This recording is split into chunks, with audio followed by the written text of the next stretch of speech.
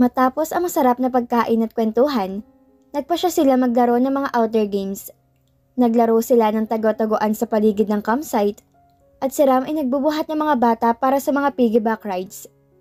Sa bawat tawa at sigaw ng saya, dama ang kaligayahan sa bawat isa. Pagkatapos ng ilang oras ng laro, nagtipon sila muli sa paligid ng campfire para sa kwentuhan bago matulog. Ano ang gusto niyong gawin sa susunod na camping trip? Tanong ni Sabrina habang pinapahinga ang mga mata sa mga bituin. Magdala po tayo ng telescope para makakita ng mga bituin ng mas malapitan? Sagot ni Caleb habang yumuyuko sa kanyang marshmallow stick. At magdala po tayo ng mga board games. Dagdag ni Calvin na abala sa pag-aalaga ng mga crumbs s'mores sa kanyang mga kamay. Ngumiti si Sabrina at Ram, natutuwa sa mga ideya ng kambal. Sige, gagawin natin yan sa susunod, sabi ni Sabrina habang niyayakap ang mga bata. Habang natutulog ang mga bata, naisipan nilang maglakad-lakad. Napaka-espesyal ng gabing to, Sabrina, sabi ni Ram. Habang magkahawa kamay sila, kahit simpleng camping lang, nakakatuwang makitang saya sa mukha ng mga bata. Tama ka, Ram, sagot ni Sabrina habang tinatanggap ang malalim na pagtingin ni Ram sa kanyang mata. Ang mga simpleng bagay na to ay nagbibigay ng malaking saya at salamat sa lahat ng ginawa mo para sa amin. Walang anuman, sabi ni Ram, hinahaplos ang kamay ni Sabrina. Ang mahalaga ay magkakasama tayo at nakikita ko ang saya sa mga mata ng mga bata.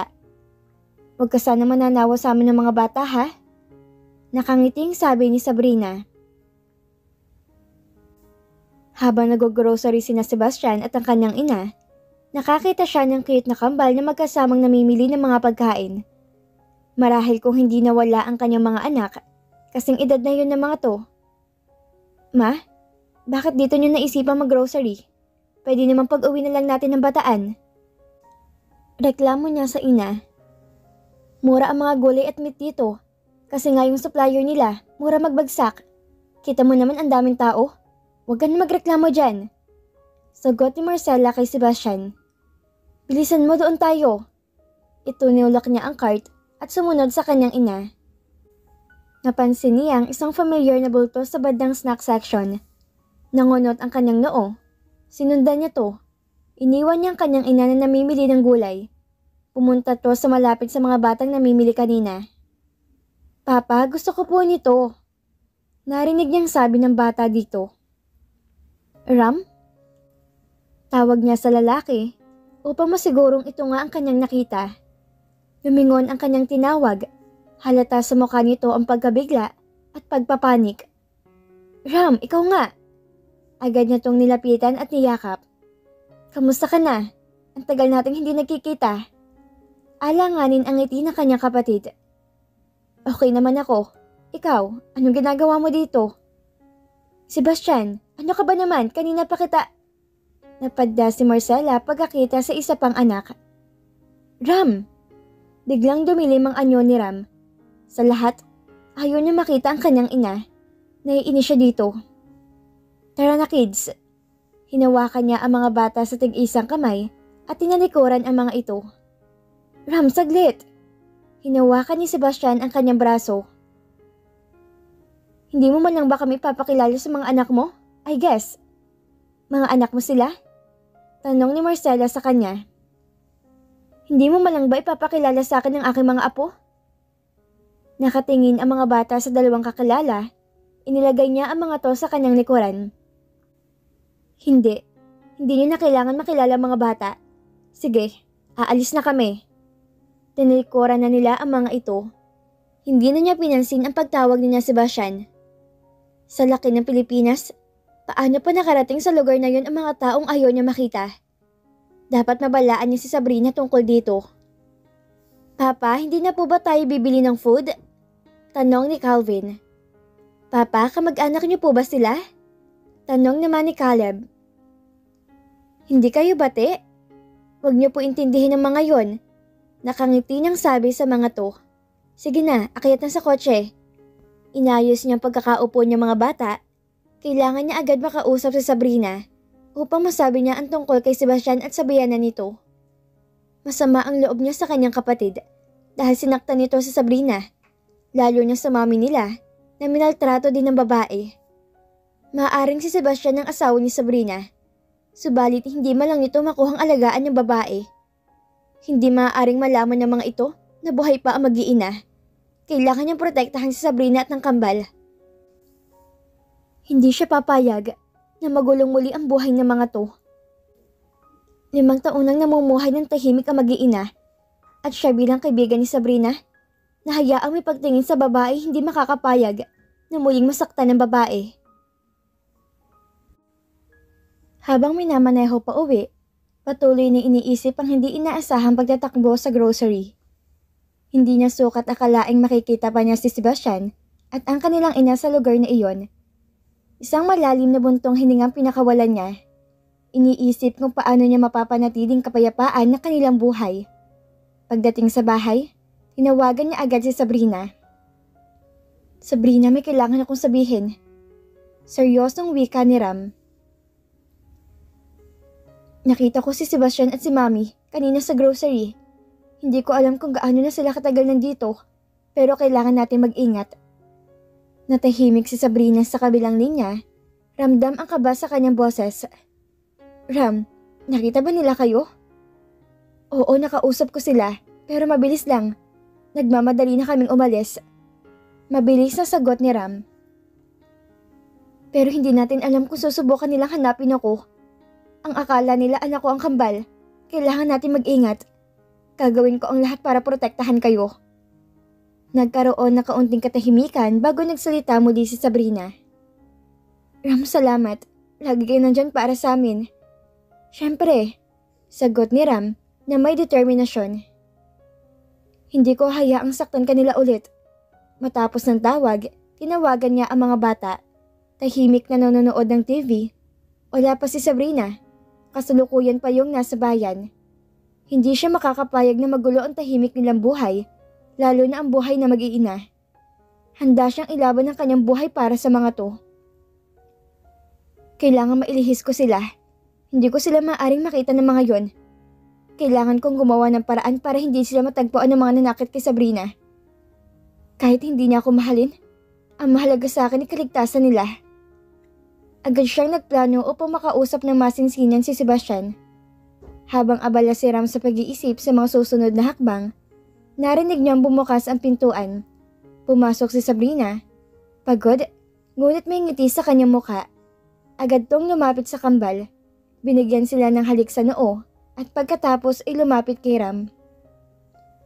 Anong plano natin?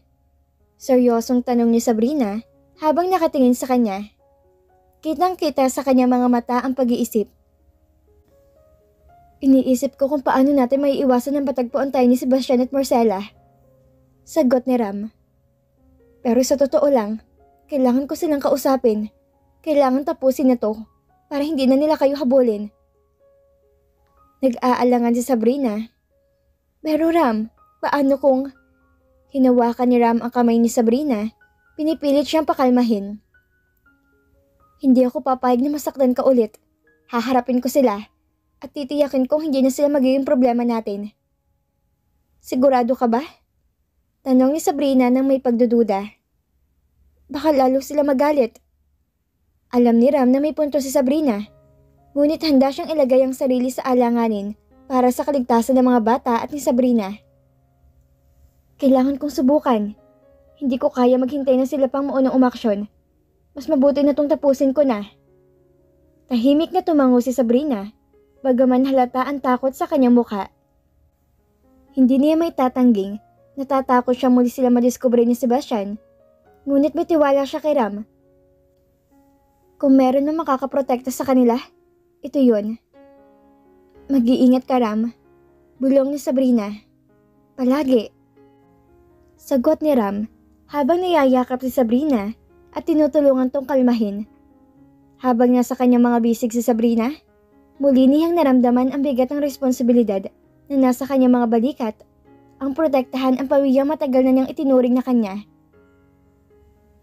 Tahimik na naglalakad si Ram at Sabrina kasama ang kambal pabalik sa bahay ni Sabrina. Hindi kalayuan yon mula sa bahay ni Ram, ngunit ang katahimikan ng gabi ay nagbibigay ng mas mabigat na pakiramdam sa kanilang sitwasyon. Ang mga paa ng kambal ay bahagya nag-iingay sa lupa, ngunit ang mga bata ay tila nararamdaman din ang tensyon ng mga matatanda, kaya't hindi sila masyado nagsasalita. Si Ram ay abalang iniisip ang kanyang susunod na hakbang, habang si Sabrina ay nakayuko, malalim na nag-iisip din. Alam niyang hindi madali ang sitwasyon, ngunit wala silang ibang magagawa kundi harapin to. Nang makarating sila sa bahay ni Sabrina, tumigil si Ram sa pinto. "Bukas, kakausapin ko na sila," sabi niya sa mababang boses. "Kailangan natin ng kasiguraduhan. Hindi pwedeng mabuhay tayo sa takot ng ganito." Tumingin si Sabrina sa kanya, halatang nag-aalala, ngunit puno ng pasasalamat. "Ram, salamat. Hindi ko alam kung paano ko harapin to nang wala ka." Hinawakan ni Ram ang kanyang balikat at nginitian to. "Walang anuman, Sabrina. Kasama mo ko. Hindi kita pababayaan." Tahimik na tumango si Sabrina. Bago pumasok sa loob ng bahay kasama ang kambal, tumigil si Ram sa harap ng pinto. Tinitiyak na ligtas silang nakapasok bago siya naglakad pabalik sa kanyang sariling bahay. Sa bawat hakbang, ramdam niya ang bigat ng kanyang desisyon. Ngunit alam niyang ito ng tamang oras para harapin ang kanyang ina at si Sebastian upang matapos ng kanilang problema. Habang nakahiga, pinalibutan si Ram ng mga pangamba. Mas tumitindi ang kanyang kaba sa bawat iniisip na responsibilidad. Paano ko malaman ni Sebastian na buhay pa sina Sabrina at ang kambal? Alam niya na ang mama niya may pakana ng pagpapanggap ng patay na si Sabrina. At yun lamang ang dahilan kung bakit tumigil si Sebastian sa paghahanap. Ngunit kung malaman itong buhay pa mag-iina, tiyak na gagawa ito ng paraan para mabawi ang mga bata. Hindi siya makakapayag na mangyari yun. Huminga na malalim si Ram, pilit na pinapakalma ang kanyang sarili. Pero ang bawat hininga ay mabigat. Sa kanyang isip, naririnig niya ang boses si Sabrina. Ang takot sa tono nito nang sabihin niya ang nangyari sa grocery. Hindi siya handang isugon ang kapayapaan nila, lalo ng kaligtasan ng kambal. Nagpapalipat-lipat ang kanyang isipan sa plano para kinabukasan. Kung harapin niya si Sebastian at ang kanilang ina, kailangan niya maging maingat. Kailangan maprotektahan niyang katotohanan. Ngunit paano? Alam niyang may karapatan si Sebastian sa mga bata, pero alam din niyang hindi ito karapat-dapat. Hindi matapos ang lahat ng ginawa nito kay Sabrina. Sabrina.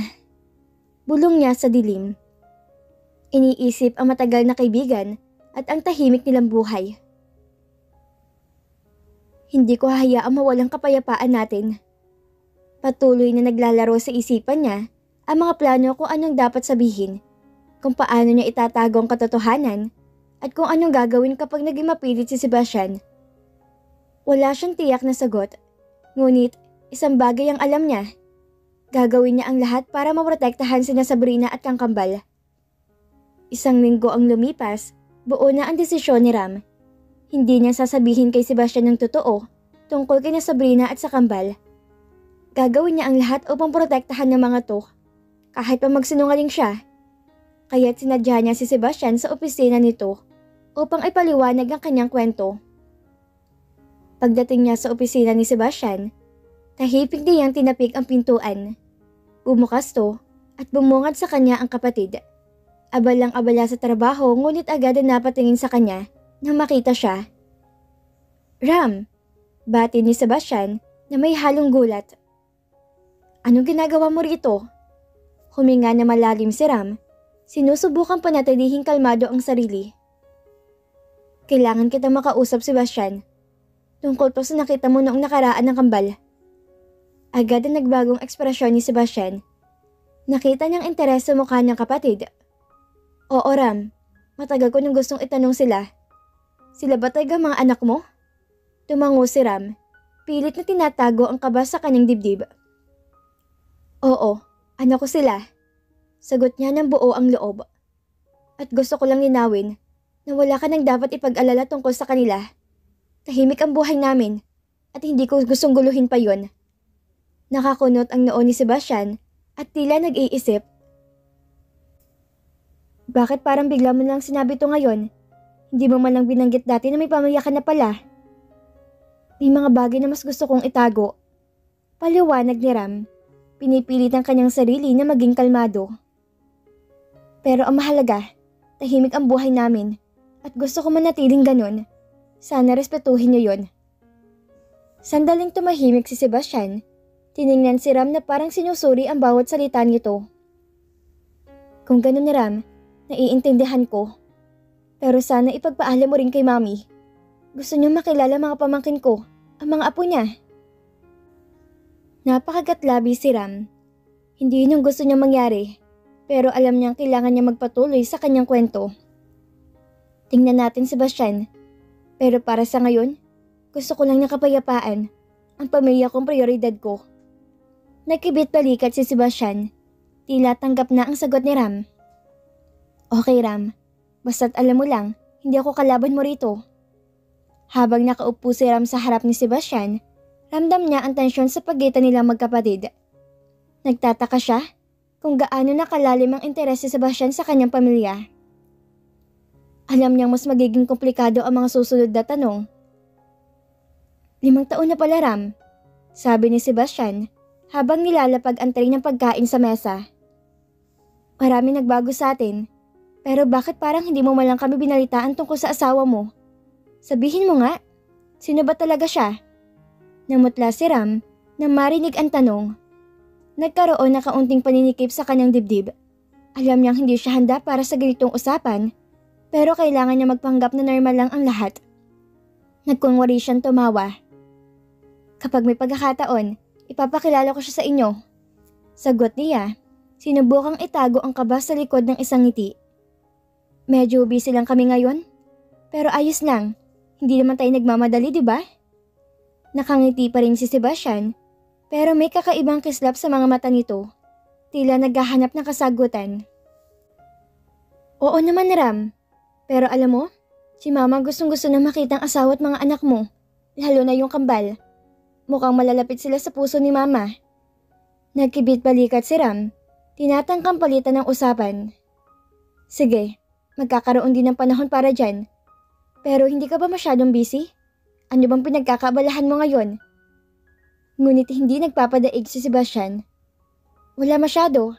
Alam mo na, negosyo, trabaho. Pero alam mo kung ano mas naiisip ko ngayon? Ang pamilyang hindi ko pa nakikilala. 5 taon, Ram. 5 taon kang nawala. At ngayon lang tayo nagkaroon ng pagkakataong mag-usap ng ganito. Napalunok si Ram. Alam niyang hindi niya maaaring iwasan ng ganitong klaseng usapan. Alam ko, Sebastian. Pasensya na. Marami lang taga nangyari. Well, nandito ka na ngayon, sabi ni Sebastian habang kumuha ng pagkain sa ref. Sa tingin ko kumain ka na muna. Gusto ko talaga makilala ang asawa mo at ang mga anak mo. Sa sandaling iyon, alam ni Ram na kailangan maging mas maingat pa siya sa susunod na mga hakbang. Kung hindi, maaaring mabunyag ang lihim na matagal na niyang itinatago. Kapag may pagkakataon, ipapakilala ko sila sa inyo. Huwag ka mag-alala. Ikaw, kamusta ka na? Pagkukunwari niya. Iyon, kasal na kami ni Raquel. Sagot ni Sebastian kay Ram. Si Raquel? Wala na talaga si Ram balita sa mga to, kaya naguluhan siya. Pinalikan pala ng kapatid niya si Raquel? Oo. Sa tuwing nakakabuo kasi kami nung hindi pa kami kasal, nalalaglag ang baby. Kaya pinakasalan ko na siya. Sagot nito. May asawa ka na, diba? Nawala sa isip niya na nasa pagkakaalam ni Sebastian ipatay na si Sabrina. Malungkot na napatitig sa kanya ang kapatid na halos hindi kumukurap ang mga mata. May bahagyang luha doon na nais malaglag. Matagal nang wala si Sabrina. Nung umalis ako patungong Singapore, iniwan niya na ako at sumama sa ibang lalaki. Hanggang matagpuan siyang wala ng buhay. Malungkot na kwento ni Sebastian. Nagulat si Ram sa kwento nito. Bukod pala sa pagkukunwaring namatay si Sabrina, may iba palang pinalabas na isyu ang kanilang ina. Napakasama talaga. Paano siya manlalalaki? May halong inis ang kanyang tinig. Sana nag-imbestiga ka muna. Wag na natin pag-usapan ng nakaraan. Tapos na naman yon. Ang mahalaga ay ngayon. Ngumiti si Sebastian sa kapatid. Ikaw ang dapat natin pag-usapan at ang mga anak mo. Nakatitig lang si Ram kay Sebastian na parang sinisipat kung hanggang saan ang sinseridad ng kausap. Okay naman kami. Naupo siya na maayos. Sana hindi mo na kami taguan sa sunod. Hinanap kita kahit magkapatid lang tayo sa ina. Ikaw ang totoong kapatid para sa akin. Ngumiti si Sebastian. Buti ka pa may mga anak na. Sana makabuo na rin kami ni Raquel. Hindi niya malaman kung ano mararamdaman para sa kapatid. Awa ba o inis? Ilang taon na ba kayong kasal ng asawa mo? Tanong niya. Naghihintay siya na maayos na kasagutan. 3 taon na. Sagot ni Sebastian. 2 taon pa lang wala si Sabrina. Nag-asawa ka na? Napatayo siya sa narinig. Umahon ang pagkapuot sa kanyang puso. Wala na siya. Kahit lumuha pa ako ng dugo, hindi ko maaaring buhayin si Sabrina. Patay na siya. Lalong naisip ni Ram na hindi taga-karapat dapat si Sebastian kay Sabrina. Masyado tong mahina. Aalis na ako. Tinalikuran na niya ang kapatid at hindi na nilingon ang bawat pagtawag nito. Anong problema niya? Bulong ni Sebastian. Bakit siya nagagalit? Napaisip din siya sa sinabi ni Ram. Mahina at ang pagmamahal niya kay Sabrina, kaya ganun kadali para sa kanyang kalimutan to.